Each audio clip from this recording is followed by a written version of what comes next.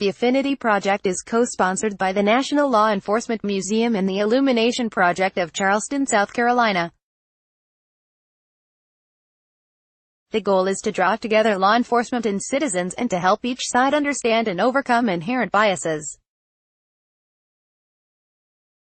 Courtesy the Affinity Project, National Law Enforcement Museum, Illumination Project, Washington, members of the Prince George's County Police Department and community members have wrapped up a two-day workshop of training and role-playing exercises aimed at improving relations between police and citizens. It's the easiest thing in the world to divide people. What's difficult is bringing people together, said Prince George's County Police Chief Hank Stavinsky, one of the 30 participants in the Affinity Project workshop. The Affinity Project is co-sponsored by the National Law Enforcement Museum and the Illumination Project of Charleston, South Carolina. The goal is to draw together law enforcement and citizens and to help each side understand and overcome inherent biases.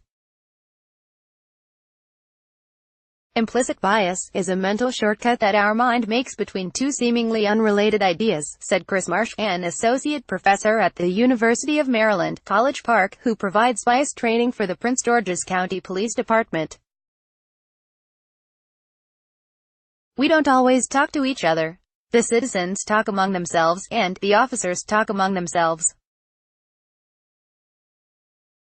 We have different perspectives, but it's really great to get both entities in the room and start having a really thoughtful conversation, she said. Reverend Kylon Middleton is the co-founder of the Illumination Project, a joint citizens police initiative that was founded in 2010.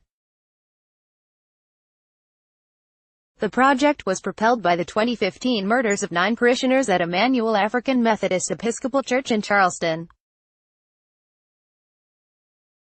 These last 2 days, we've been in dialogue, police and citizens, we've come up with ideas that have enlightened us, he said.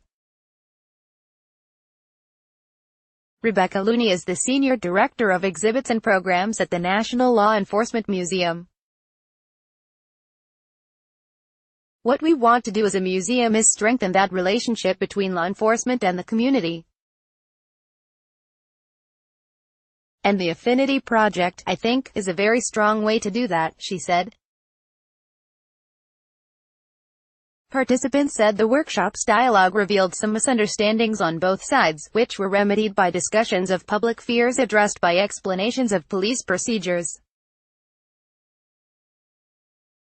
For example, Stavinsky explained that a driver stopped by a police officer may be unnecessarily frightened or worried when an officer is seemingly taking a long time, when the officer is simply waiting for the radio relay of computerized data necessary to resolve the stop.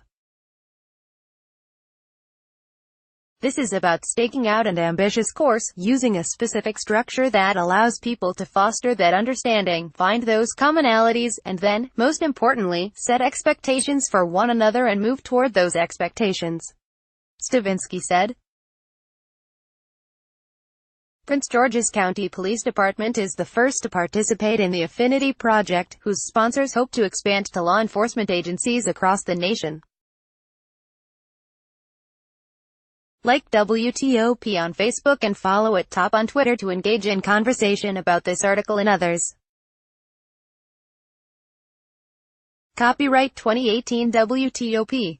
All rights reserved. This website is not intended for users located within the European Economic Area.